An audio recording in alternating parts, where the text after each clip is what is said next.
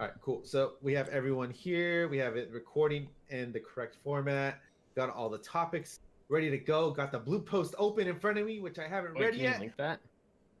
And Or are you just gonna read it off? no, it'll be in our group Discord chat. Okay. Okay. Foxy Knight, you know what Change to the say. title, Benji. I already changed it. Okay. Foxy, go. All right, roll it up, boys.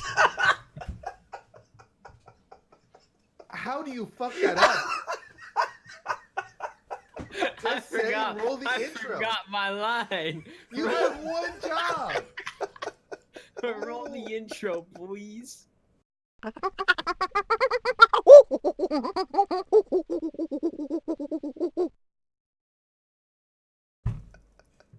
Okay, and then I edit in the intro later on. God damn it. Oh, Leave man. your entries on the subreddit, bro. That fucking hurts. Okay. Anyways, what's up, everybody? Welcome to the Parse Monkeys podcast, episode 5. That's us. Surprised we even kept this up for as long as we have. Hold on. We're going forever. Telling the Discord podcast. So 5. Whoops. Okay. Copy. Okay. Because I'm such a professional. Oh shit! I deleted it. Cancel. Okay. Anyways. Sorry, some technical Fuck, I difficulties, deleted folks. it. I'm retarded. I have my best man on the case, so don't worry. Anyways, technical difficulties aside, I appreciate everyone for tuning in. We're gonna get right into it. It is late. We are all tired. I'm not that time. Some of us are tired. We're gonna make this a good one. So on to the weekly summary for the healers that we have played. Foxy is not a healer; he is a DPS guy. So we'll have him just give his little bit of a rundown on the DPS that he's liked so far. But let's go ahead and start with the DPS healers. players. I will go first on Holy Paladin. Let me just say this: Holy Paladin has been a fucking blast. The more power I've been getting.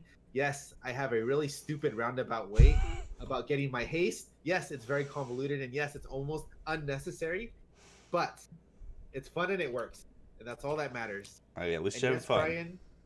Brian, you were right. I completely changed my talents because what I was using stopped working when my team actually knew what they were doing. So, Well, I mean, but at least regardless, it does feel strong.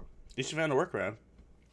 Yeah, In I the mean, meantime. it feels strong right now. Definitely the haste, and once I get more of the haste, more of the crit, it's gonna be like an actual contender. Like I guarantee. And Mythics will be perfect for the playstyle. Anyways, Foxy, what have you been playing? So I'm a rogue main. Rogue feels really strong right now overall as a whole. I've yet to try 2 of the other specs besides Outlaw because I don't have a dagger because we have not gotten weapons from our emissary rewards yet, which is fucking great, right? EU Horde has 5 weapons, 340. Holy shit. Warrior is my alt at the moment. Warrior feels pretty good. It just doesn't have survivability that Rogue does, so that's why I prefer Rogue. I'm probably going to level like DK or Feral Druid next, so we'll see. But overall, I think most melees are really strong, and they'll have a really good spot in Mythic Plus, but it's yet to be determined, so. yeah, and Nice. you know, as we know, rogues are the fuckboys of World PvP, just sitting and waiting for your ass. And Yeah, then they exactly. snap Yeah, you. we're we can go into that later, but World PvP right now feels so good. Just like doing world quests, and you find a kid, and you just hit him, you know? My favorite moment has been when a fellow Horde player goes, Shaman, and I just look, and everyone goes, Shaman, and then we all just kill a fucking Shaman. They do. They're like a little lunchable, a little snack pack, dude. All right, on to Brian. Okay, well, I guess I'm a holy priest and a resto druid and a holy paladin main, but mostly resto Did you play druid. Holy Priest this week? I didn't see you play. Yeah, I did actually play a fair amount of it because Endeavor made me because we're on like the 3rd tier of characters with Mythic Zeros, dude. Oh shit. Holy Priest got a little bit better, but I just feel that you can't run Binding Heal and a 5-man, so you're forced to run Flash of Light, Surge of Light, which means you have a really expensive like spamming kind of build, and you're just weaker. And it's not fun. It's not fun to me because I've done it before for an entire expansion already, and now I get to do it with less stuff, less cool passives. And it's like whatever. And Palm got nerfed, so it's not as OP. And I don't know. I just feel like I'm throwing like pennies, at a well, hoping that it'll fill up. But it just seems like I have no power whatsoever if the tank like lives or dies. I'm just like, guess I'll just keep spamming. Holy Paladin. It's been a fucking blast. Now that I've gotten my haste up to like 17%. It's just so much fun. I do so much damage too. I do about 7k right now, about 6 to 7k on average on any trash pool. And when we pop cooldowns, I go up to 12k. So I'm basically a DPS. I don't know. It's pretty fun. And I don't run the Crusader, whatever the hell the cooldown is, where you turn yourself into a DPS. I don't run that thing. I go Awakening, so I just have a random chance for the wings. But yeah, Paladin's definitely my most favorite thing to play. I'd say it's even more fun than any of the healers I've played in all of Legion. It's just a blast. I don't really know how to describe it. There's just so many buttons. It sounds like I'm assaulting my keyboard, beating it up like it owes me money. And then Resto Druid is just sort of like, when I'm playing Resto Druid, I imagine that I'm like somehow simultaneously writing like a famous like piano song or something. It's like it's elegant. It's like an art form. And then I look over and I'm like, oh, look at that HBS, Like I could just casually pull like 20k. If I was to pull 20k on like my Holy Priest or Paladin, it'd be like I would slam my keyboard, but I'm pretty sure it would fuck this call up somehow. But it would just like like but I'm over here on my Druid. I'm watching some streams. Oh, what's Soda doing? I look back over. Oh, the whole team's 20K. whole team's losing 50% of its health a second. No problem. I can handle that. Wild growth. Give everybody a rejuve. Oh, look, they have cultivation. Let's give everybody a regrowth. Cool, they have 4 hots, 5 hots. They're all standing in mushroom. I'm doing 100% increased healing. On me, trank. Oh, look at the health pools. Good heavens. back to watching my stream. But yeah, it's been a fucking blast. Drew just feels like it's cheating. The other ones that feel like they're actually balanced. Because, when your team makes mistakes, you might be able to save the situation, but probably won't, and they're going to die, which is probably how it should be. Druid, it feels like, oh, you made a mistake? I can handle that. 2 mistakes? Now we're having fun. 3 mistakes? Okay, let's see if we can do it. It's like, you probably shouldn't be able to live through, 6 trash packs being brought and the tank standing and everything. Nobody dodging a single thing, getting silenced 50% of the time. You probably shouldn't be able to live through that. So, but I can. We can. It's so stupid. But yeah. Should have finished leveling my fucking Druid, dude. I guess, I was gonna... I actually kind of wanted to get Unforgiving on here, but Unforgiving's our resto shaman. He was kind of telling us a little bit about how it was us talking to him. I do not pity him. Yeah, it sounded rough. And then they nerfed his... as bad as ever. Are we gonna talk about Blue Post? Oh yeah, that's gonna come a little bit later. But okay, well I guess that's it for now for the intros then. Yeah, I mean, dude, I don't see how I don't see Holy Priest really doing much at all until a raid starts. Yeah, raid's like the only place they're gonna shine. Yeah, and I feel like they're gonna be really, really good. And even then, but that still doesn't really justify you not playing your Resto Druid, because it can do 5-mans and it can do raids as well. Yeah, just as good. So it's like you have twice as much chance to get loot. For your character as opposed to your well, I feel like Resto Druid and Priest are probably tied for number 1 in raid. But Resto Druid is probably the best Mythic plus healer, and whereas Holy Priest is probably the worst. So it's second to worst, Yeah. So it's I'd rather just play the most versatile broken ass healer right now. Exactly. This for the beginning part of it, Yeah, and then we'll see later. All right. Yeah. What's our next topic? Yeah, that's pretty much it for our weekly. One interesting question I did want to ask Foxy. What healer would you say from all the dungeons you've run has been the most frustrating to work with, and which one has been the best to work with, just from a DPS perspective? So from a DPS perspective, God, maybe Priest is probably the worst, just because their lack of I know they have what Guardian Spirit it is. Yeah. That helps occasionally, but if you're not gonna die, it's kind of useless. I don't know. Maybe I just haven't ran with any good priests. I would say Paladin probably feels the best because they have sack. I can call for sack at any time. They can pop you. You know, they can do damage. They can stun stuff. So yeah, I'd say as a DPS, Pally, probably the most confident like Yeah. healer that you could run a dungeon with as a melee Yeah. DPS, especially because they're in melee as well. So I would actually agree. I think if you have a god tier team, Paladin's actually better than rest of Druid because there's no reason why I should have to do that kind of healing. So if I just do like half the healing in my Druid, but I'm putting out almost the same damage as the the DPS. same DPS as a DPS, Yeah. like you may as well, right? I feel like their utility is gonna be so good, especially with all the different affixes. Like their utility belt is like so wide that it can really counter a lot of different stuff. Especially with we haven't even gotten to the devotion auras yet. Like right now, we're just taking the healing one for like the pure raw Memeing, yeah. HPS. Yeah, that you'll do. There's still sack and devotion that we can pick. You know, which in and of themselves have like amazing impact on whatever content you're doing. You know, especially if it's appropriate for it. But leading from that.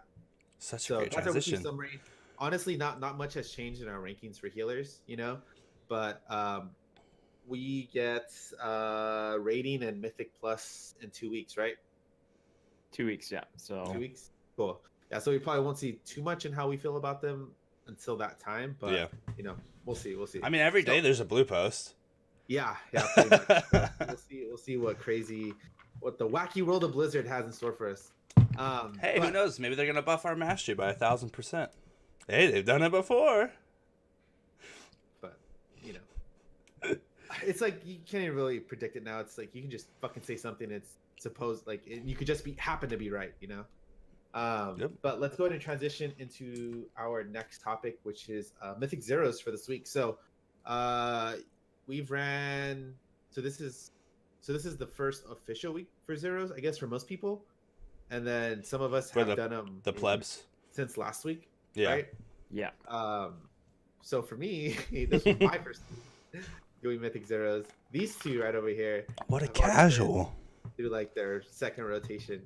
What you mean, dude? I did them on 3 characters. Technically 3, yeah. Okay, fucking 3 times total. 3 fucking times. 3 whole lockouts. 30 Mythic Plus. 30 Mythic Zeros, I guess. It's coming from someone who didn't do it in the beta and didn't do it 3 times. I fucking hate the mother load, and I hate the one where you have to heal the goddamn avatar, and are fucking annoying. Holy shit! Like, you also pugged them all too, right? I did. I pugged them. So you have sort of the most almost original like experience. Organic experience. Yeah, organic. Yeah. For a new player. Yeah. Yeah. It's fucking. I have organic cancer. Fucking organic, some Whole Foods type shit, bro.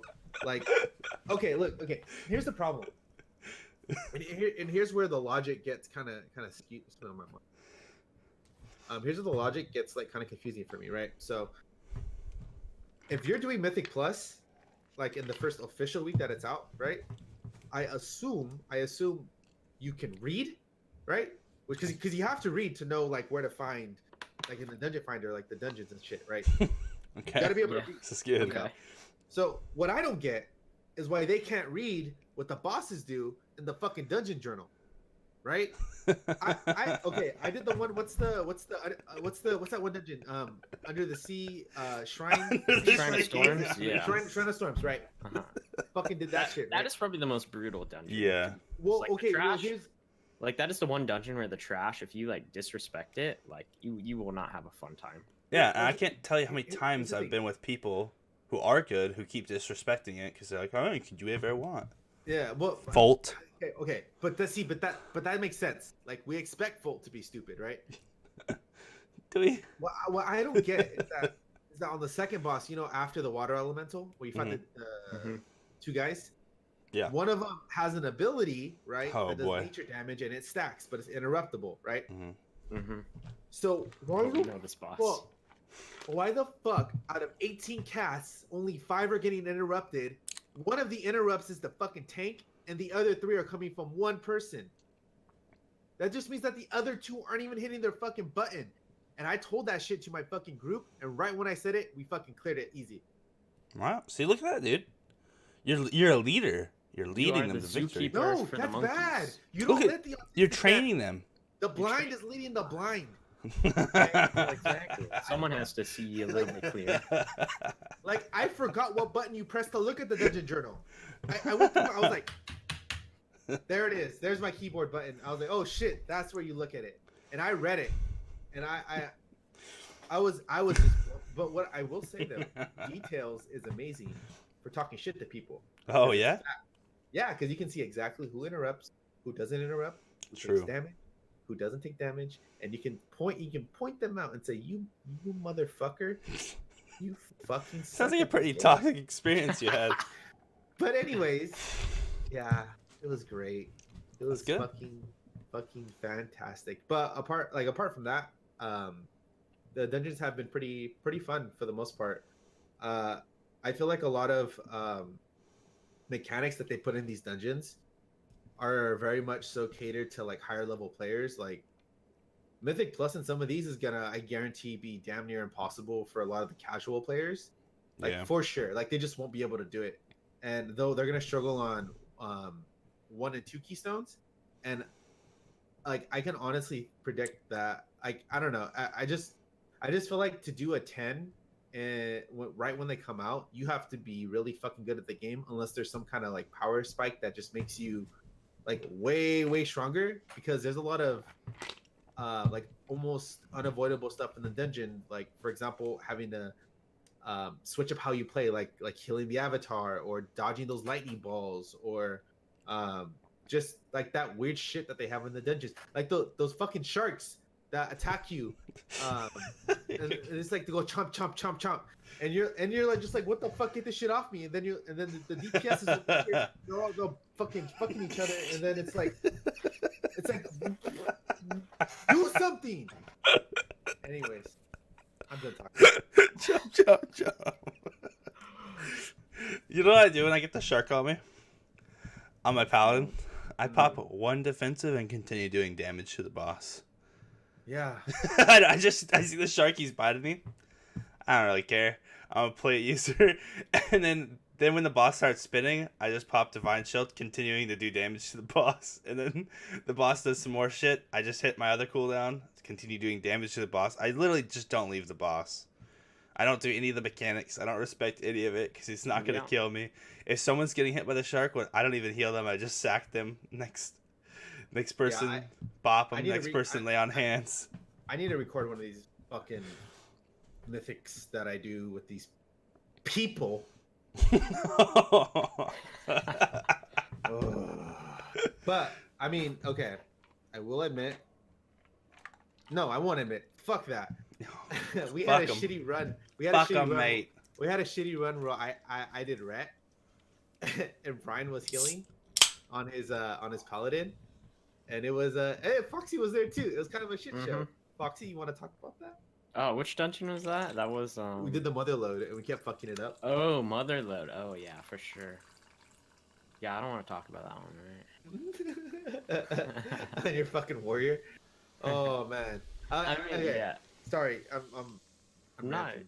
Anyways, Foxy, what's your thoughts on the zeros? Things that they change? Okay, so my thoughts on the zeros. The first week, it's a little bit of a struggle. Everybody's still in blues, even in greens, 300 item level, clearing them with their guild and stuff, So my first impressions are pretty good. We had a decent group. I think I did about 7 of the dungeons the first day, like that we had, people 120 and willing to do them. We are doing organized M0 runs in our guild for the raiders, I guess you would say. And those have been really good. I can't wait to smash the dungeons next week. Because we just have big dick groups going. Like, we are just smashing dungeons. We did, I think, all 10 in about 4 hours on Tuesday when we did them. Stuff feels pretty good. I haven't really noticed like if some classes are like super outstanding or not, because that's gonna just balancing every day, Your group was the fastest, right? Folt's group was technically the fastest, but they swapped people in and out because someone couldn't do certain dungeons. Mm-hmm. So I'd say the official like 5-man group that did it all, we technically were. Yeah. So that was pretty good. I mean, You guys were like all Mongo melee row, right? Oh, we were. So we had. It was Mac on a monk, Sushio healing as Resto Druid, me as Outlaw Rogue, a Demon Hunter DPS, and a Demonology Warlock. Oh, okay. Which, speaking of Demonology Warlock, I've seen basically none of them. However, the amount of CC and just pure utility that Demo Lock brings to a dungeon is absolutely bonkers. Like, the amount of just chain stuns and like slows and stuff that Demo Lock can do is pretty crazy. So we'll see how that develops. The dungeons as a whole, though, they feel a little underwhelming to me on M0. Maybe that's just because we were in a big dick group, but a lot of the bosses, like let's say Freehold, or not Freehold. So let's say something like Tolgador, for example, with the cannon boss. So before that boss, there's this lady with like these fire barrels. She only has 2 mechanics, where she literally just lights barrels on fire and they blow up. That's about it. So a boss like that to me feels much more like tuned for something like Mythic Plus, where let's say you have Quaking or Volcanic, you know. It might be a little bit more of a struggle to complete an encounter like that. I didn't actually like that boss because it was just like, do it my way or lose the fight. The mechanics, right? Yeah, well, like it's in the first place. I don't know. I just don't like where 95% of the platform is not okay to stand, and there's only a tiny little area, but it gives you so much time. So it's to move the barrels, right? Yeah, but that's it's just the intended way to do it, but it's just not efficient, right? It's just you're wasting if a DPS has to move a barrel for even 5 seconds, like you're just not gaining anything, because in that 5 seconds you could kite the boss to a safe spot and still kill it even faster, right? I don't know. I think the fight's dumb. So maybe Mythic Plus, where it actually lives long enough, you have to actually do the mechanics. But it's just kind of like, I don't know. I guess I liked all the Mythic Zeros. But I felt like as a healer, it just didn't feel like the proper fucking experience. Until, like, the only time it felt real was week 1, when everybody was still in their potato gear, and I wasn't playing the druid. That's the only time I felt like, oh wow, we're really in it. Like, you know, this is really difficult. I can really feel these hits. It's really, you know, I'm going, I'm having a hard time here. But now it's already a joke, right? Like, week 2 was so much different than week 1. Even as a DPS, I'm doing maybe 4 or 5k single target in the first week. Now everybody's doing 10k plus in their opener. You're killing the boss within a minute and a half with like an average of like 11k DPS over 3 DPS. So your damage output basically doubled within a walk out of gear. So you're just killing the boss literally twice as fast. You know. Yeah, which is why, like, the fact that you're saying that, and my experience, like, because of how bad my experience was, like, casuals will not be able to, like I said, casuals won't be able to do keystones, like, straight up. Well, like, especially with the change they made to keystones, where the weekly affix is now at level 1, so fortified and tyrannical are at a level 1 key. Yeah. Some of the dungeons at even like a 3 might just be impossible for people to clear the trash if they don't CC or, you know, utilize their class utility properly. Yeah. So, Are they? Do you think they're like, that's kind of a symptom of what was happening like last expansion, and being able to get to 10 so quickly?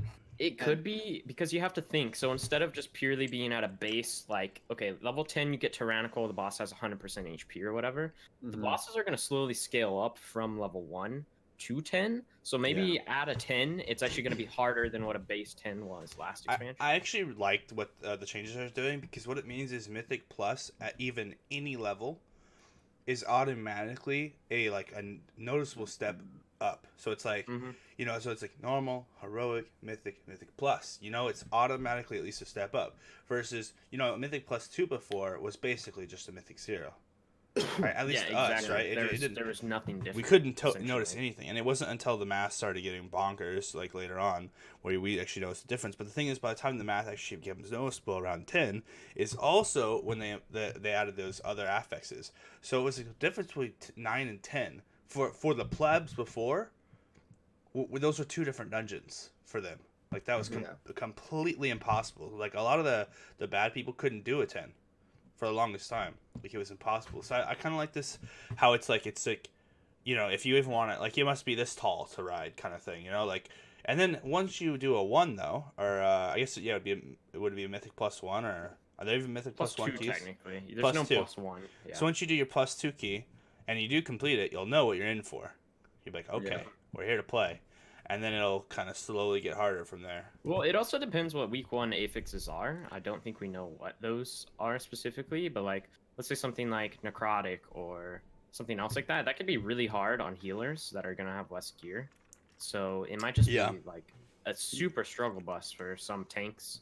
You know. Yeah, to not kite and not stack. not only less gear, but just like kits that don't play Yeah, well exactly. into necrotic, like just Mhm. at all. You know, like imagine being a shaman and doing that. Oh yeah, that would be Like- terrible.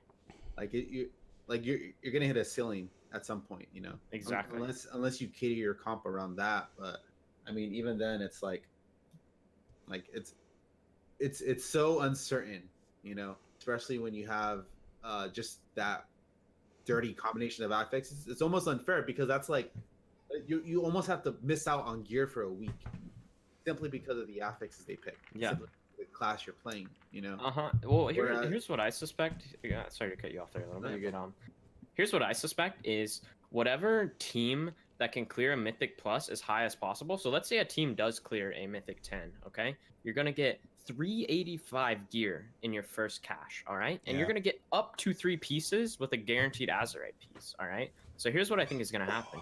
If a team is able to, 2-3 day progression up until a 10, and they're able to get 385 gear, you're going to have 1 lockout of heroic raid gear, some normal gear probably. You're going to absolutely smash the next week with the Yeah. amount of eye level increase you're going to get, right? So it's just going to be a snowball effect where the people that are able to climb up to the top of the hill the first week, they're just going to be rolling down for the entire rest of the tier in terms of like Mythic 10 clearing. Yeah. So we'll see how that goes. I would say the thing I'm the most disappointed with dungeons is the lack of consistent, non-avoidable AoE as a healer. I felt like there were entire dungeons where if everybody dodged everything, the tank was the only one who took any damage, and but it felt like the dungeon was balanced around that, right? So if like let's say a dungeon has like damage points, and if it spends all of its points on only doing damage to the tank, then classes that don't excel in single target healing are literally just screwed, right? And so I felt like that was multiple dungeons. It was just like I felt like there needed to be slightly less tank damage overall and a lot more AoE dealt to the group. I found that I just left my player, like if I was playing one of the weaker healers, I just left my players unhealed because I couldn't not heal the tank. It was like the tank Yeah. was everything. The tank, if he fell over, we died. Mhm. And I got the tank screaming at me, I got no cooldowns, I already used them. And it's like, okay, I'll just keep spamming, like Yeah. but and then you look over and it's like if you're running like binding heal on a priest, for example, you're not taking any damage. The group's not taking any damage. Only the tank's taking damage like 90% of the time. So you can't even run binding heal on like I guess a good dungeon that comes to mind was it Temple? That's the sand place, right? Yeah, Temple stuff. Yeah, sand place. So there's not a lot of AoE I felt there.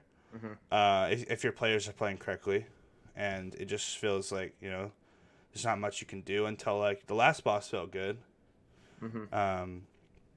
But yeah, I don't know. Okay, here's the thing, right?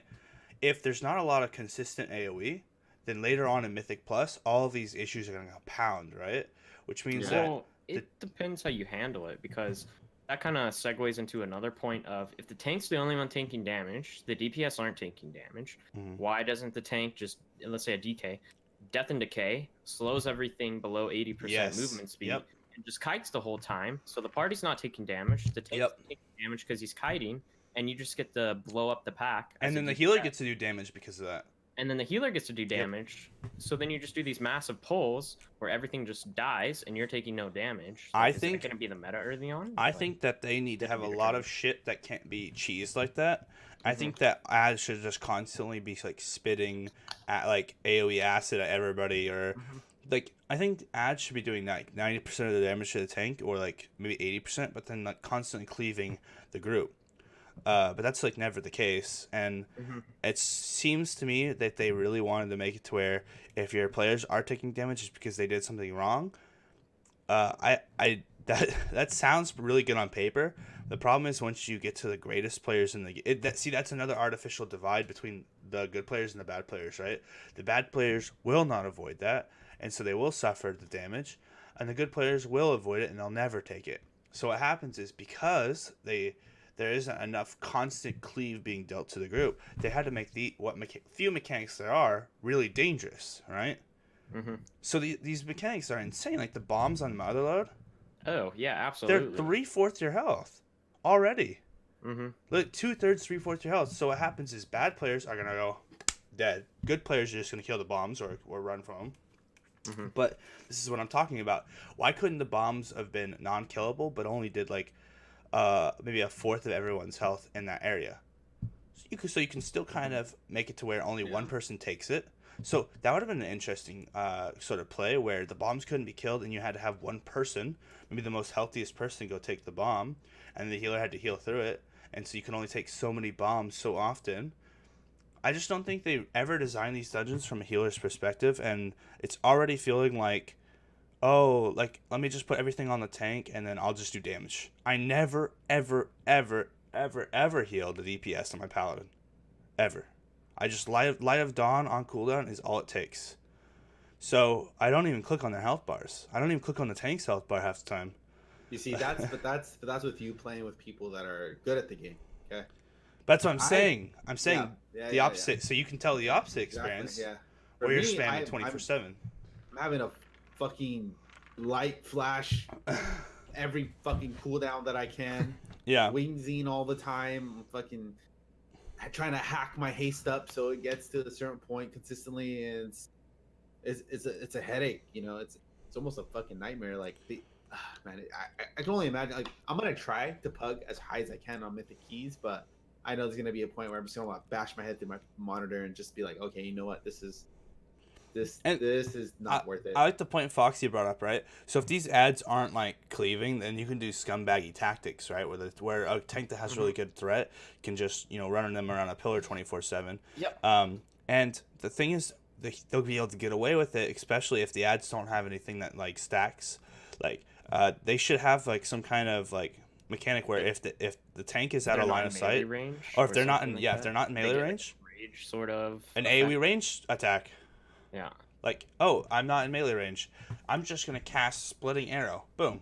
Whole group. Splitting Arrow. Boom. Whole group. Like, everybody should be losing, like, 5% of their health, 10% of their health a second. And it's like, hey, you need to get in range. I mean, technically, so here's the thing. Like, here's the strat a lot of really high-end, like, Mythic Plus people were talking about is a Blood Decay. You can take a talent that makes sure that mobs can be stay below a certain amount of move speed. And then a Frost Mage just has to spam Blizzard. And you can basically perma-slow anything where it can never touch the tank. What if they added like a more harsh diminishing return, or at least a diminishing return on slows in a dungeon, where a mob could just be, kited for so long, and then they're unaffected for a slow by a certain amount of time? I don't think that's needed because then players aren't going to really understand why their shit's not working. True. I just think that they need to have those ads have a certain amount of time. Like a leash time, right? And so once you've reached their budget of like 10 seconds of not being able to attack a target with CC or something, they just get pissed. And now they have unlocked their ranged ability. And so in the future, when they don't have a melee target to attack, they just start spitting at everybody or they start attacking everybody at the same time. Like, we need some kind of like, because as a healer, it's so, like, if you're not a damage healer, like, and like on my wrestler druid, for example, right? I'm only having fun when we pull the whole world now. And then there actually is something because the tank can't possibly keep threat on it. So I'm actually just healing people that are getting meleeed. Yeah. But there is no way you're going to be able to heal that in a high-end Mythic Plus, right? Oh, yeah. So now it's a meme that people are getting meleeed. But our health as DPS and healers kind of goes like this, slowly up. Whereas like the damage of these ads is going to go fucking skyrocket as we get to higher Mythic Plus. So the second you lose threat in like a 10, someone's dying. Someone's just going to get destroyed. Yeah, especially what I'm noticing is that I'm just at a point where I'll literally be keeping tricks on cooldown on the tank, and I'm still pulling aggro. Which I don't understand how it's just possible. Bonkers. Like, I'm literally hitting like 40k crits with some of my abilities, and the tank just can't keep enough threat, keep it off me, so I have to pop my own cooldowns. I don't know, like in I've high actually- end plus. Like, Benji, have you noticed healer aggro?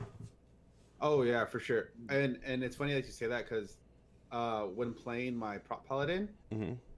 and hitting, I think what's the ability? I think it's reckoning, whatever the taunt ability is. Yeah. Right. yeah, reckoning. Hitting that and then trying to do damage to attract things to me. If someone in my group is like a higher eye level than me and they're just fucking killing it, like I'm gonna be losing threat and aggro all the time, you know. Mm-hmm. So I'm like, and then I was like looking through my spells. I was like, where's my AOE threat ability, or where's my other abilities that bring in threat to me, you know, where I can say, hey, you know, fucking like attack me, you know. and it's like, man, this is so, it's so unfriendly to new players. Oh yeah, Right? I bet. It's like, because if you hop onto a tank for the first time, okay, let's think of a scenario. So like, imagine I'm like a new player, right? And I'm like, oh shit, I want to play a tank, right? I read through my shit and I'm like, okay, I gotta do this to like Saint generate Legion, boy. threat, right? I hit random heroic Q, right? Mm-hmm. I get in, I go in, fucking team up my players, and we're going through. And I'm like, let's say for right now, I'm like eye level 300, right? But I queue with someone that's like 330, and then they're like a fucking rogue or something, right?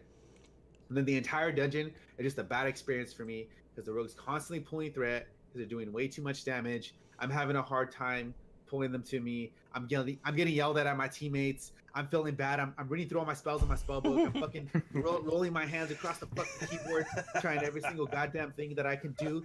And then I'm like questioning my own self-worth and whether or not I should play this game. And then I realize I'm paying $15 a month for this piece of shit, and I uninstall and then go play Fortnite. You know, it's not it's too I don't know. It's like there needs to be, because I remember what you were saying, Brian. Like there needs to be more threat abilities for Mhm. tanks rather than just DPS. Yeah, I agree. Because like at first that didn't make sense to me, but now it does after playing prot. Like I shouldn't think have to be able to do damage to generate threat. I should have abilities that do threat for me. I you think know? Blizzard should just take the curtain away, half all tank damage, and just tell us how much each ability does in threat. Like remove the curtain, don't make us go to third parties, and just say imagine you're playing a warrior and you read, okay, my thunderclap does like 500 damage to all enemies, generates 10 threat on each enemy. Oh, cool. You can start to learn what threat is. Maybe you know, like, what if threat was a tank thing that they could see that was built into the UI?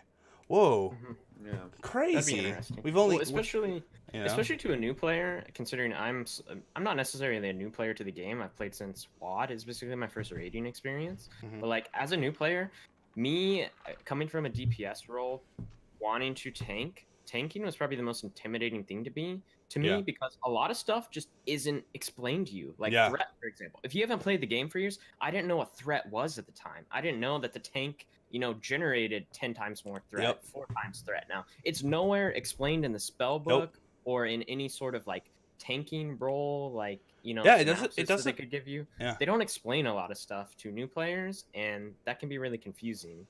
So you have like this little, you know, I have the picture of like when you click to do switch spec, it shows you like an example of 6 of the spells you're gonna have or use or Your passives, most common spells, and then it gives a very brief description of your role.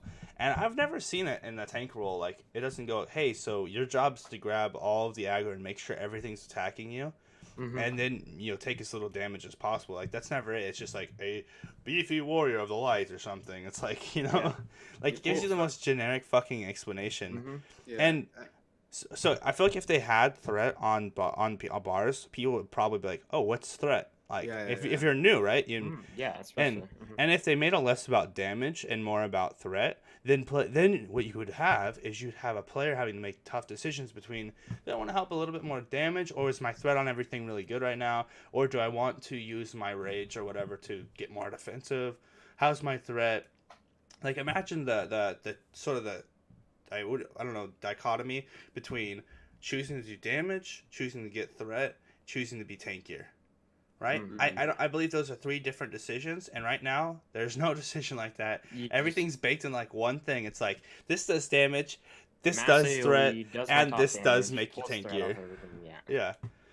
I think Yeah, there should be a clear difference in skills. I think there should just be skills that don't generate any threat as a tank that do damage. So you Yeah. use those when you're in the world PvP. You use those when you're trying to kill shit, but you should have clear abilities that do threat. You know what I mean? Yeah, because it's like them not putting that in the spell book is their one last little attempt to make this authentic MMO. You know what I Yeah. mean? Mhm.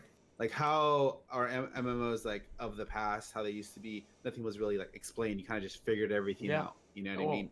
As you played. Yeah, going back to my previous point too, like it took me until like probably a year after playing the game to figure out that if a tank is turned like behind to a mob and the mob hits you in the back, you can't block or parry. Like nowhere is that told or explained to you, right? Yeah, and I think it gets like a higher chance Like- to crit. Yeah, like Yeah. it's just I don't know. It's just a lot of stuff is hidden, and for Did a not know new that. and casual player, yeah, that's I feel like you learn everything something new every day, right? But like as a new player, you might just think, oh, let me run to the next pack or something because there's one mob. Yep. And you just have this mob like wailing on his back. He's like, why am I taking so much damage? Yeah. Nowhere is it explained, and You know- Blizzard catering to the casual players. You know a right? good tank because he jumps, and as he jumps forward, he spins to keep it the turns mobs in around, front of yeah. him. So he's always keeping the mobs face towards him as he's like running, jumping, running, jumping, running, jumping. Yeah. Yeah, there's And There's that's all also why you kinds stuck of- behind the boss because the boss can parry your melee attacks. Yep. Like as a rogue player, I hit the boss with an ability. Why did I not generate combo points? I had no fucking clue. Oh, the boss parried me because that's some unspoken, supposedly you're supposed to know mechanic in the game yeah. that a new player will just be completely confused about. Yeah, it's that whole that's how real MMO is. Like there's things that you just find out along the way. And I think I agree with that, but that's like not the way to do it, especially for that. Well, I you know? think the reason why this is no one even knows about this shit anymore is because if you look at your character sheet, it's been gutted. You have a main stat. You have to have a third-party add-on to see. Yeah. all the Yeah, you abilities. have to have a fucking third party add-on just to see the stats because they've hidden them from us. There are your character has a parry chance, your character has a dodge chance, your character has all of these things, but the new players won't know this. How would they know that your character can dodge and parry? They have no fucking clue. Conspiracy. No, I just Twitch- think the Twitch app that installs curse add-ons, they made a deal with Blizzard to not post that, so people will use the curse add-on / the Twitch app and install add-ons that way. I just think there's a reason why. This is gonna be a very controversial statement, but there's a reason why more females than males play this game currently, Shut the stream off. and that's it's literally like Get the 50%. panic hat out. The panic hat. Right, like this game is beyond casual. It's Barbie. We used to call it Barbie for men, but now it's just Barbie, and we're playing it too. Do you see DJ in the chat? Yeah. Who cares about dodge and parry chance? Integration? Exactly. All right, what's our next topic? I feel like we could go on about this forever. Yeah. Anyways, so next is the blue post. Yeah, blue post changes. Okay, great. Let's see. Which Okay. spec or Yeah, more totally so, red. Let me just go ahead and look this up and see if we have anything Totally. new here. which traits are getting the whack-a-mole bat today? You know. I mean, It's- honestly, I didn't see anything for healers. Right off the bat, just some overall like Just damage nerfs Quality of life, across the yeah. So okay, board. so Mage got a couple ones that were hit, right? Uh-huh. But the Arcane Dream is still alive apparently. They didn't nerf the correct shit. So apparently no, the um, swelling storms 30%. But people are running this trait. It's like your For Arcane. mages? Yeah. Yeah, Uh-huh. the arc- Yeah, let me look it up real quick. It's like your Arcane Barrage does like 50% more damage Depending- with yeah, targets depending below on how many 35. yeah, it's something about that in your arcane explosion. So literally, and I ran a dungeon with an arcane mage. He's literally 20 item levels lower than me. Has 2 or 3 of these traits, I believe. You know, Yeah. and all he's doing in AOE is just this is his rotation: arcane explosion, arcane barrage, repeat. And he's doing top damage in the dungeon. Like what? Like hello, Blizzard? Like That's a very complicated you know. roll your rotation. face, keyboard forehead. yeah. Okay. Seismic wave was reduced or nerfed from warriors. That still 58%.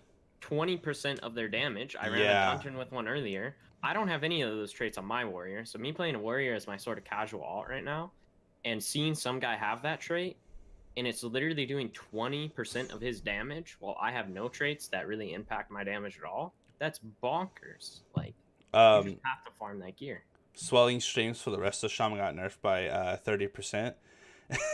Because they weren't on the ground already. Right? I found well, okay, so if they had 3 of those, you know, it was doing like 50% of their healing. It was like their whole class. So the problem was that one swelling streams is it's as if your totem cast a 1/3 power chain heal, I think every like 3 seconds. So it was like a totem was casting like 3 chain heals or 4 chain heals per cast. So when you got like 3 of them, it was literally like your totem was casting chain heal every second. So obviously, when your totem is more powerful than you are, because the Azarite traits, it's a bit of a problem. But I would have nerfed the Azarite trait and then buffed the class, but they're just like, it's a dog shit class. Oh wait, this trait's doing way too much work. Heavens forbid! It looks like they're clearing Mythic zeros all right now. We better nerf it. Poor Unforgiving dude. He was like, and they nerfed my best trait. It's like, no, it was gonna be good. We had a future together. Just kick him while he's down, dude. He's still moving. Get him some more. I'll teach you, scumbag. It's 30-minute immunities on cooldown. Next time I'll play a shaman. Scram. But apart from that, I don't think there was anything. I mean, I don't know about these other changes. Unbound Chaos for the Demon Hunter damage that was reduced. apparently very strong. So when they fell rushed, it dropped like a Chaos like nuke on targets, and they were just triple stacking those and doing the most absurd AoE damage I've ever seen. So I guess it's kind of okay they brought that in line. DPS related things. There is a trinket they buffed actually from Temple of Sethraliss, which this is the trinket before, and now it's like up here. Are you talking about the Electromental? The tiny electromental jar. Yeah. They literally just one of the worst trinkets to I think 2nd or 3rd bis for me in terms of pre-raid trinkets if I can get a 340 from a dungeon. So some of these who knows next week, you know? I think I'm okay with anything that's like a 10% or below change. Because it's like, okay, it was just kind of close, you know. I mean, a little undertuned, you know. Maybe with items, I'm a little bit more lenient, maybe like up to 50% in either way, because you know things can happen.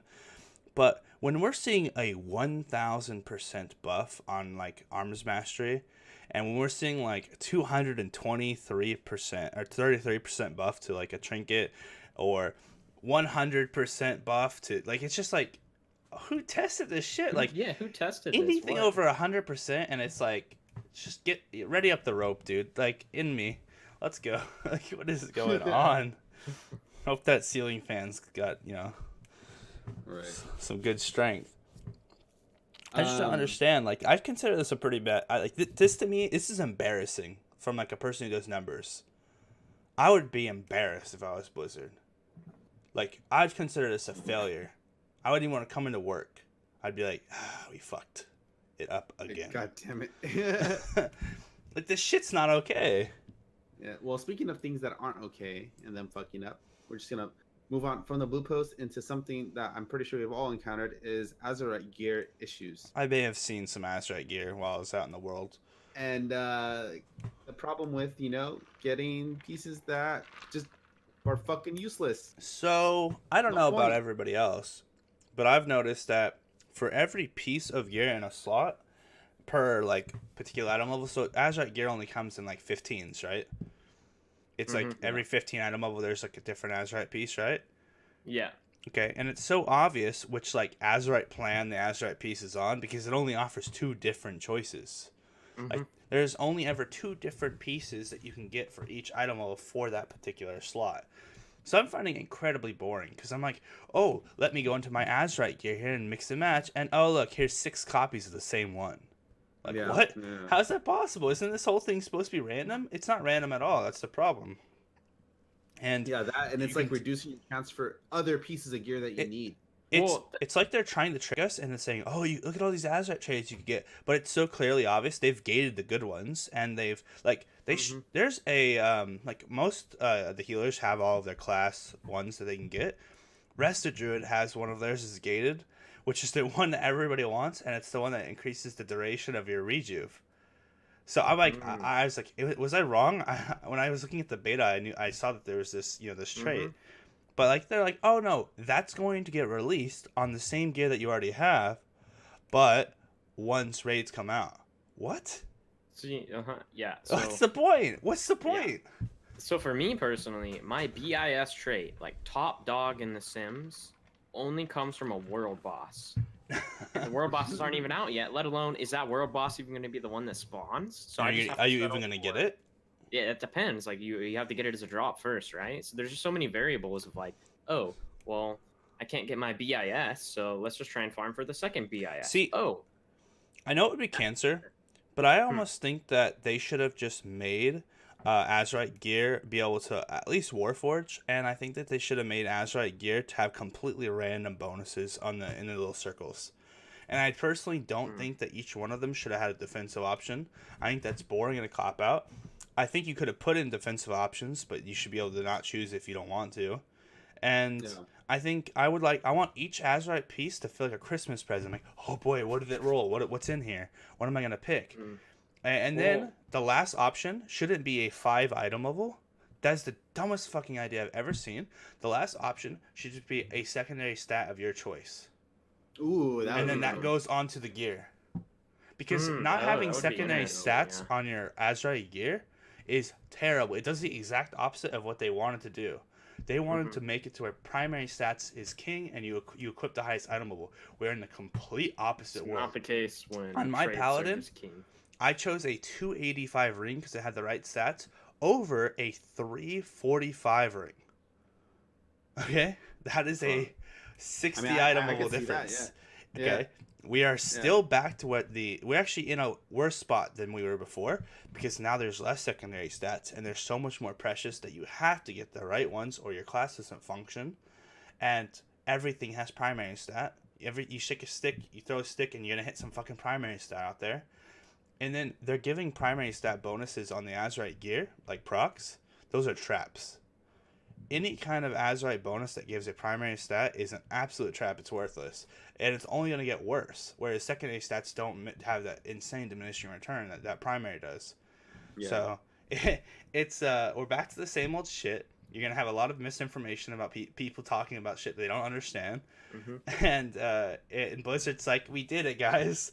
And it's like, no, you actually made it worse. Like, when you put primary stat on everything, it doesn't make everything like that's more it's valuable, hard. Yeah, it makes it less. Like, so if you wanted to create a system where primary stat was actually king, it should be the opposite. So our Azarite pieces should actually only give us secondary stats. And then primary stat would be kind of a little bit more difficult because our 3 biggest pieces that are supposed to give it don't have it. Yeah. But they don't think about that. So I just wanted to say that, like, with the whole taking a, like, because I had like a 325 piece and I got like a 340 in a Mythic and I just couldn't wear it.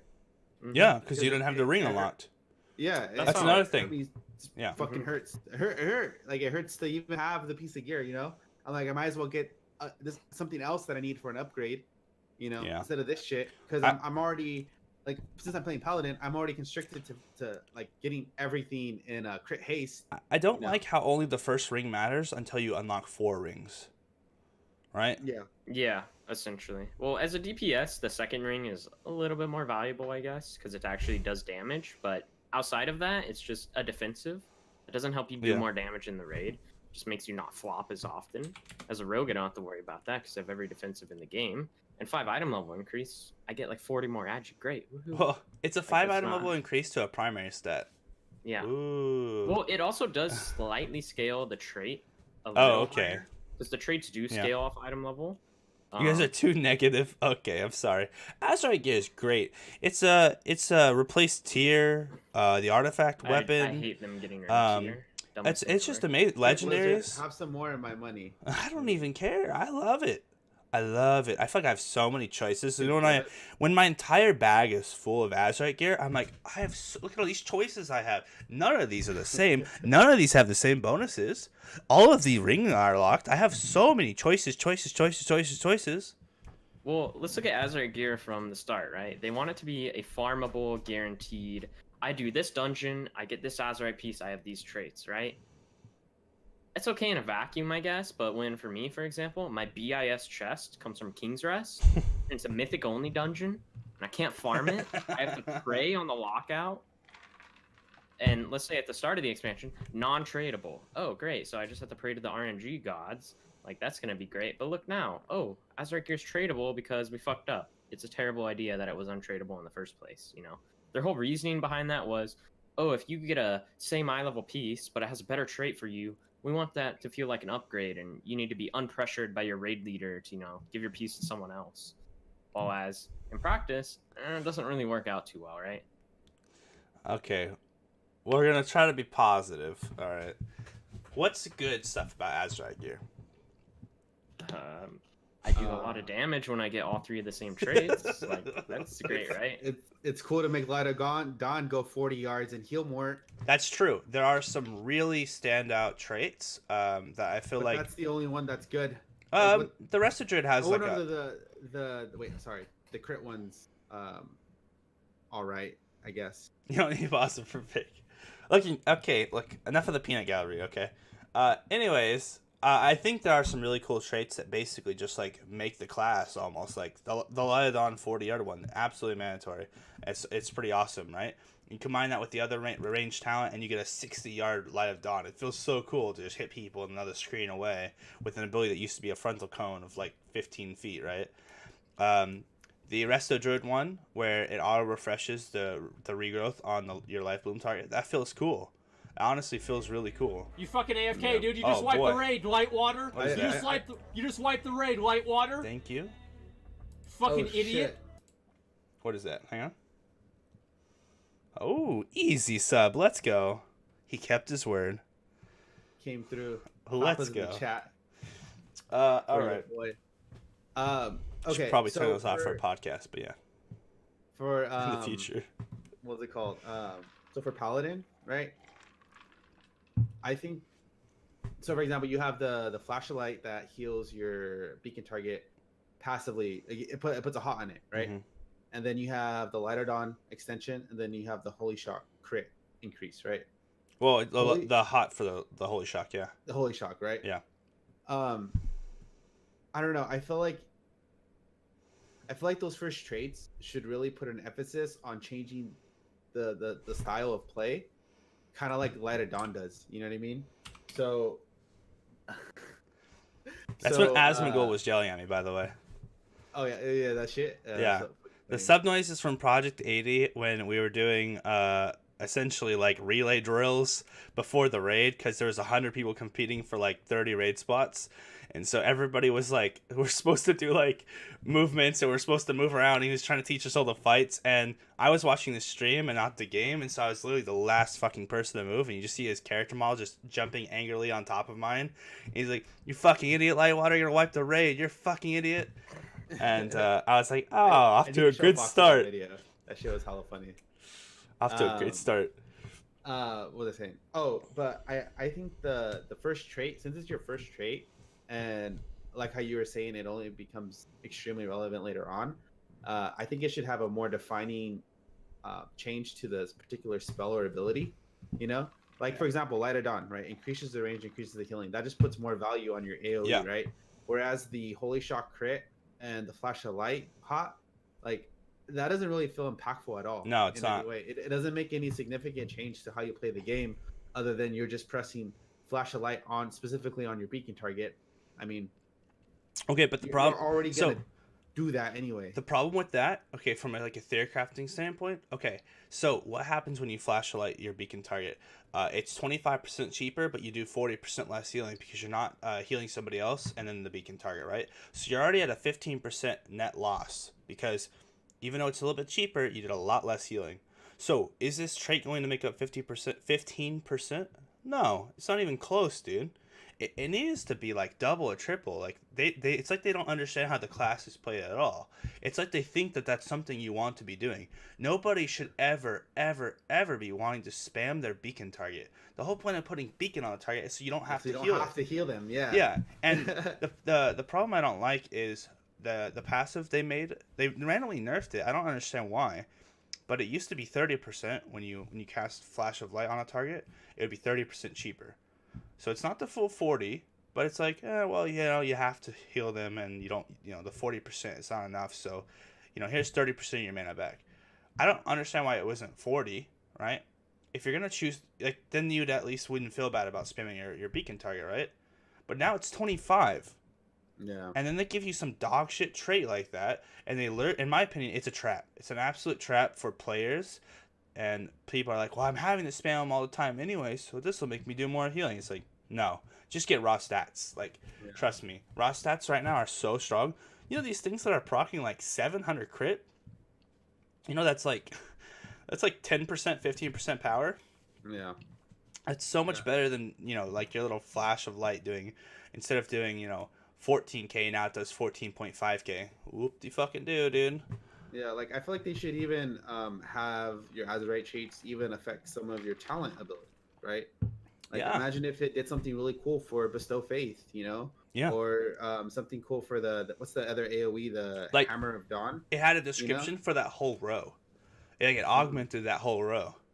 Yeah, How cool would that be? Yeah. Well, something as rogue specifically is that one of our talents completely replaces one of our abilities, and then in the Azarite trait, it changes to adjust to the talent choice you pick.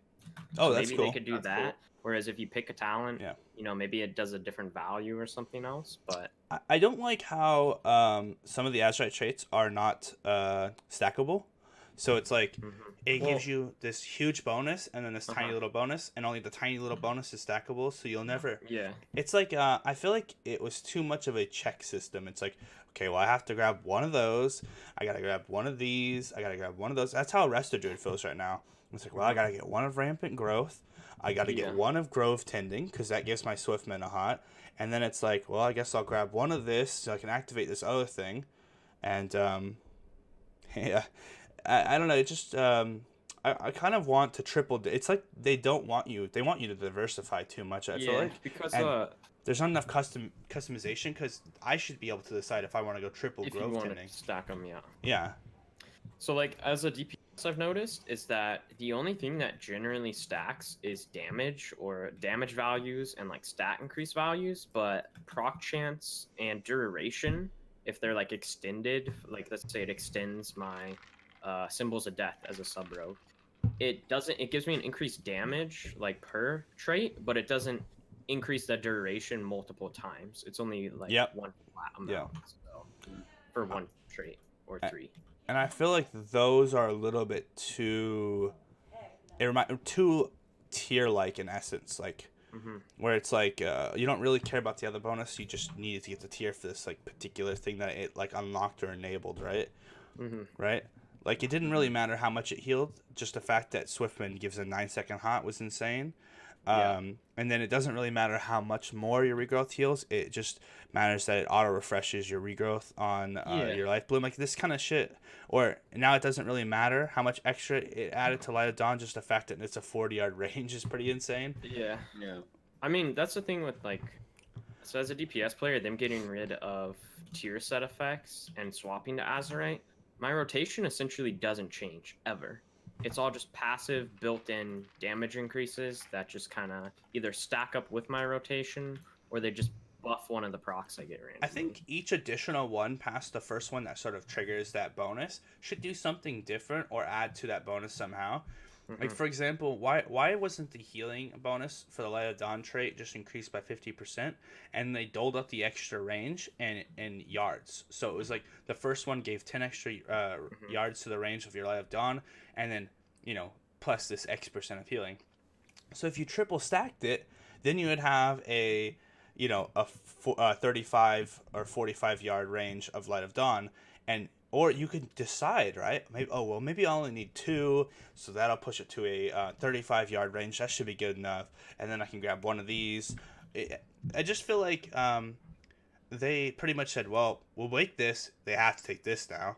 And we'll make this one. They have to take that one now. And then they have one choice. You have one choice. Like, it just feels... I feel like I don't have any choices. It's an illusion of choice.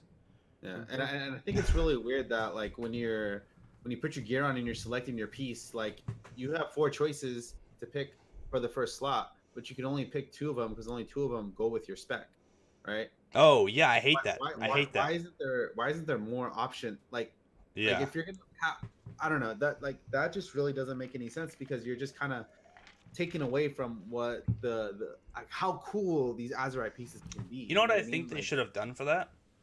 I think that it should have had like 3 or 4 different tables that it rolled, and so when you switch your specs, it doesn't have any points into it, and it has an all new different type of bonuses for that spec, and then you could save your points for that piece of gear. It'd be a little bit confusing, but at least when you come in, you have actually 4 choices for your spec, and it's only saved for that spec.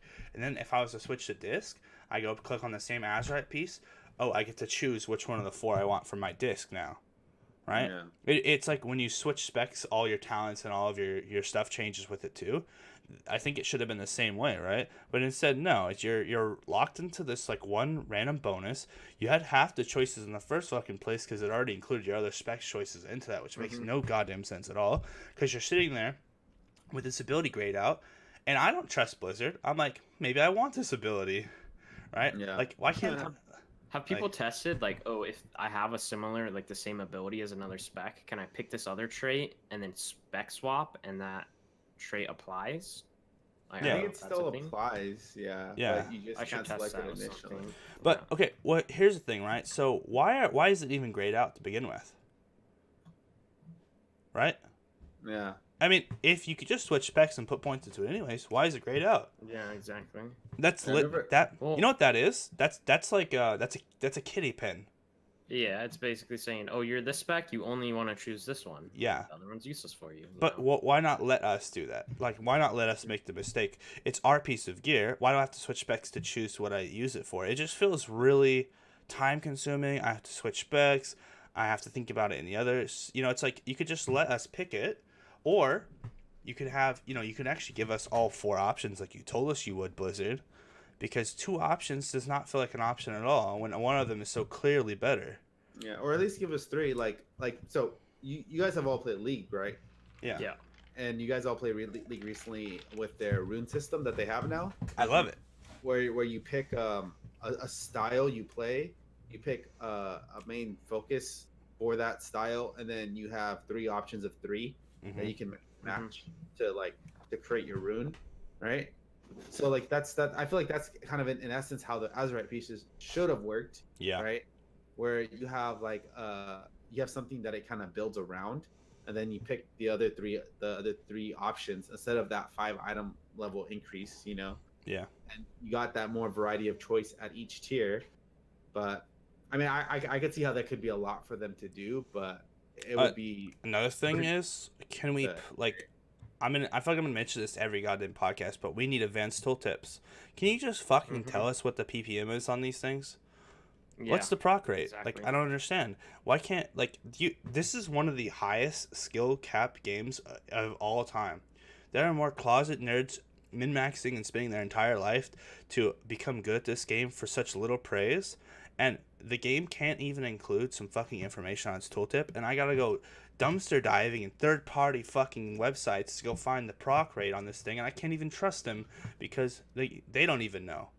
It literally says on there, like, to be, with further testing we'll know for sure.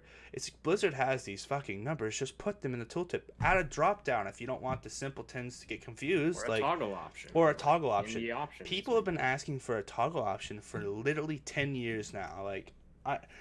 But basically, since the game started becoming more simplified, people have been like, so can we get something where we actually know?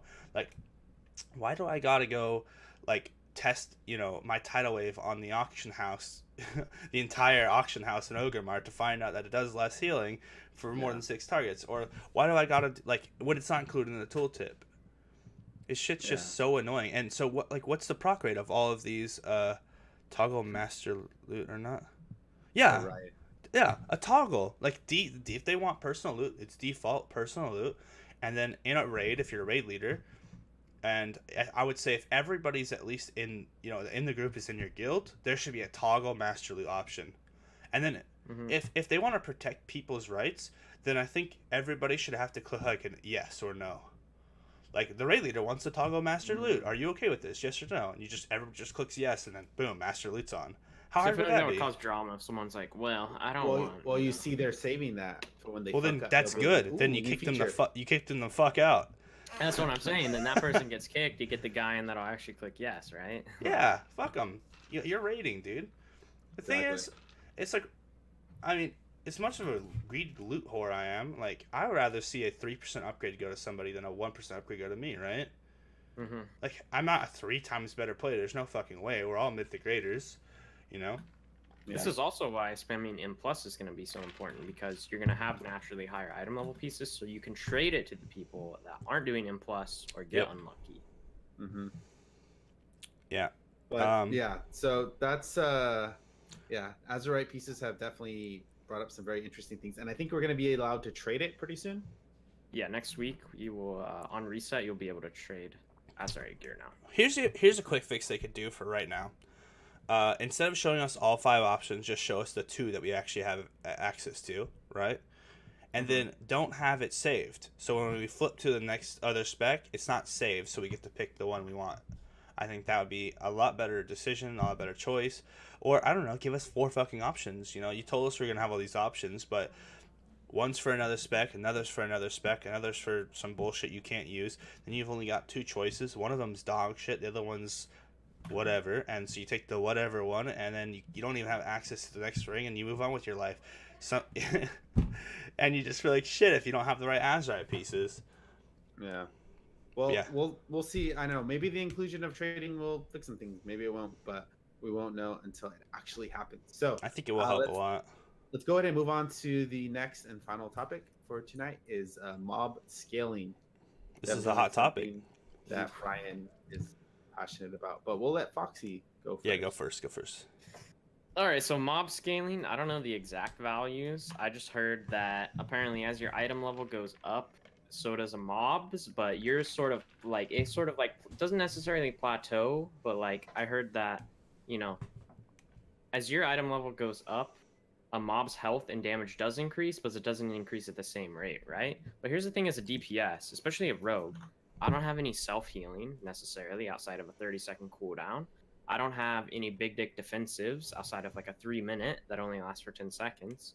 So I just feel like if I'm super, let's say like Mythic raid level like gear, right? I'm 380. I expect to go and do a world quest and just absolutely smash the boss, right? I don't want to have to make a group, you know, of 5 people just so I can clear it when I'm literally 40 eye levels over everyone else that's trying to do it, right? So I just don't necessarily think, maybe there should be a cap to the mob scaling. Like once you get like 355 item level, it just sort of plateaus out and you get stronger and stronger. And you know, that's the point of adding like new zones and stuff, right? In future patches for world quests, is that the new zone can be harder, sure. But if I'm going back to, you know, some mob that I literally beat up when I was leveling for a world quest, I don't expect it to be like a fucking dungeon boss, you know? So, I went back and forth on this multiple times, but I'm going to have to side with our Spurg Lord Asmongold on this one and say that at the end of the day, this is a role-playing game. And when you go up to an ad and that ad has an iconic amount of health, you expect it to have the same health. And so when you come back after you've been training, you received all this loot and you're a badass, you expect to destroy that thing. And that's just not happening right now. And I like what Foxy was saying about how ads increase in health and damage, but he doesn't have that many defensive, so it just becomes an altogether more difficult thing. Same thing for healers, right? So if the ads are doing more damage and they have more health, if I'm solo as a healer, even if I have ridiculously high item, which isn't helping me apparently, now I have to spend more time healing, less time doing damage, but now the ads also have more health, so I'm finding that my experience is actually slower now. They told me it was supposed to be faster. It's definitely slower. I'm taking longer to kill things. I thought I was losing my mind, but I haven't killed anything faster ever. And so what happens is, though, okay, so the desired effect they want actually doesn't come from the solo experience at all. It comes from a 5-man, right? So if things have slightly more damage and slightly more health, but we've gained so much more gear, who really benefits? Well, it's the 5-man groups, right? Because the 5-man groups can just have a healer and then have all their DPS going Mongo the whole time, right? So as a solo player, you're having a bad time right now. But I personally feel like you're not going faster at all. But however, a group, A group is already is way too advantageous, I feel like.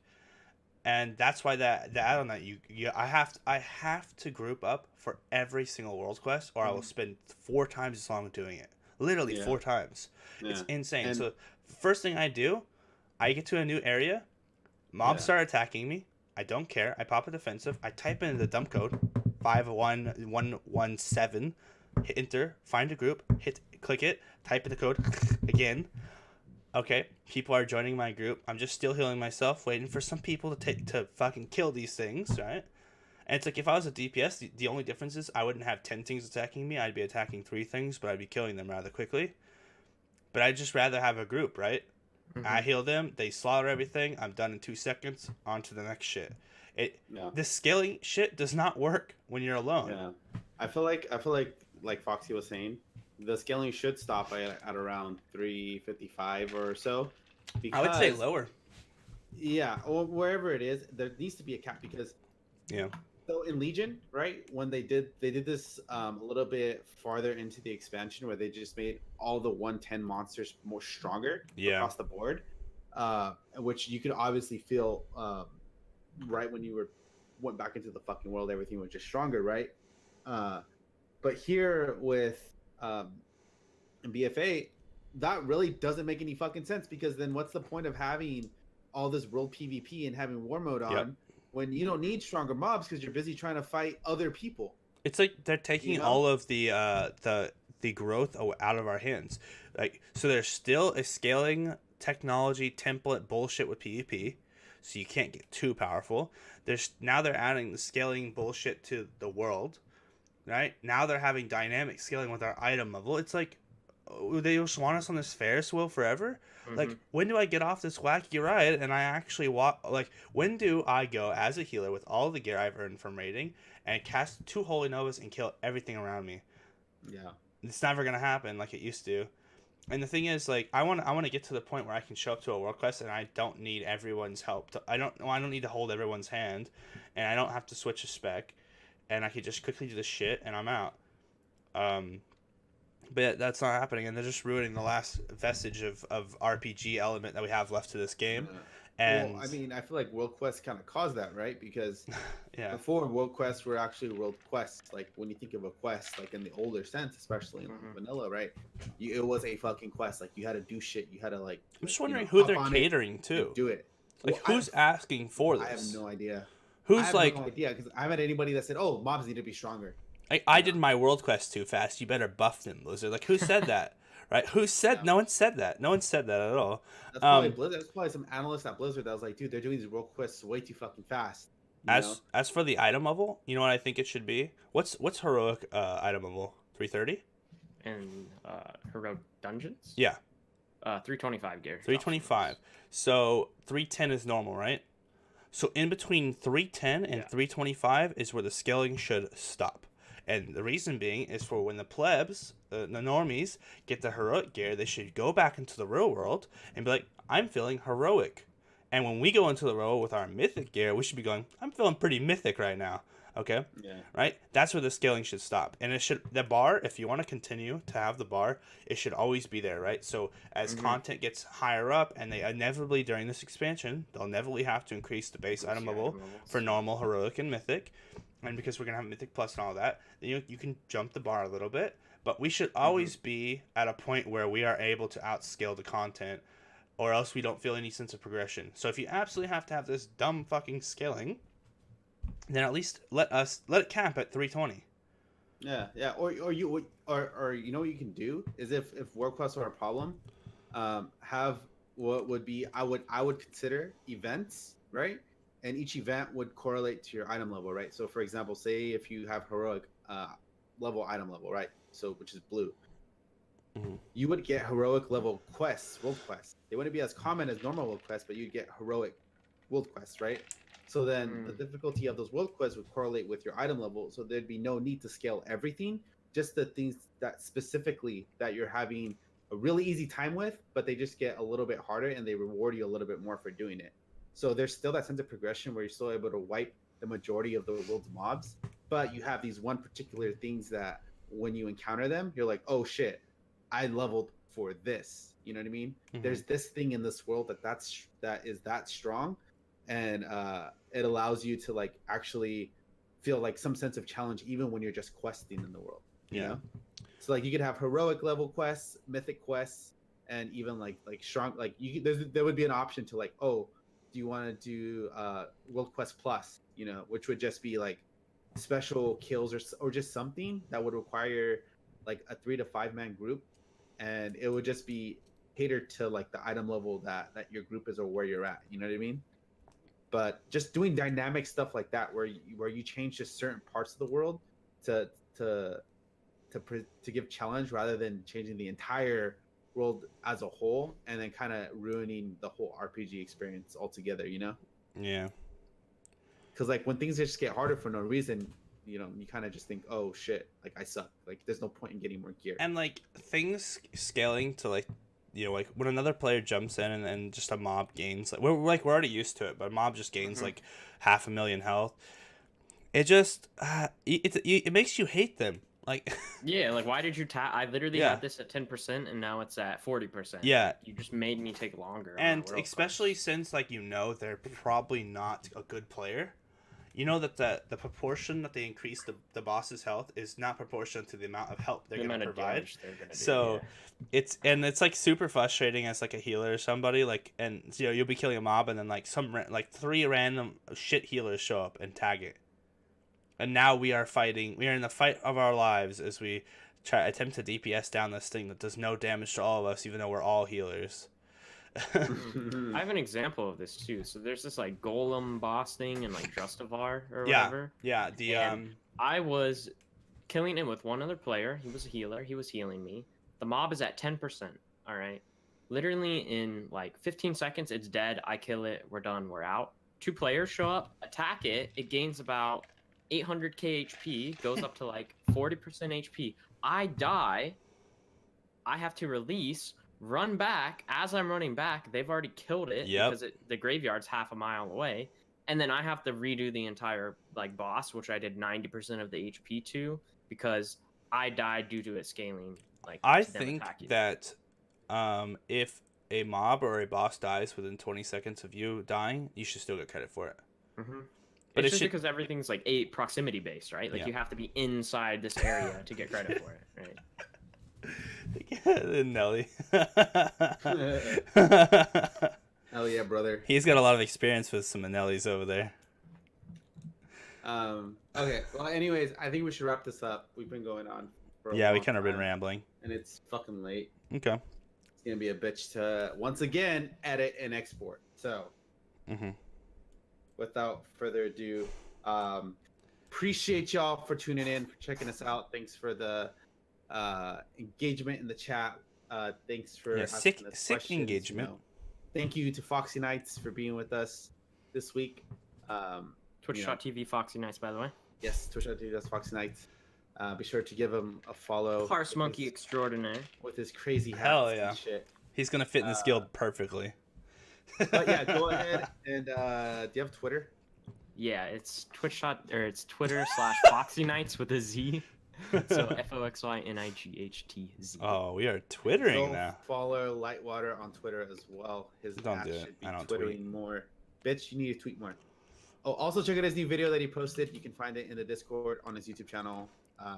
Imagine being in whoever- 2018 and being told Post to it. tweet more.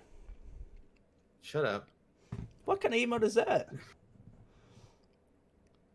Kaboon? Oh shit. How's your mom, Foxy? How's your mom doing, Anyways, we appreciate How's y'all for Rodney? tuning in. Until next time. Please no. What are we on? He was number over 5? tonight too. Oh yeah. No, Yeah. number 6. I didn't will see be him, next though. week, and I'm tired of shit. So yeah. Thanks for What the- tuning in. Hell Over yeah. now, boys. Bye. Bye. And Hit the button.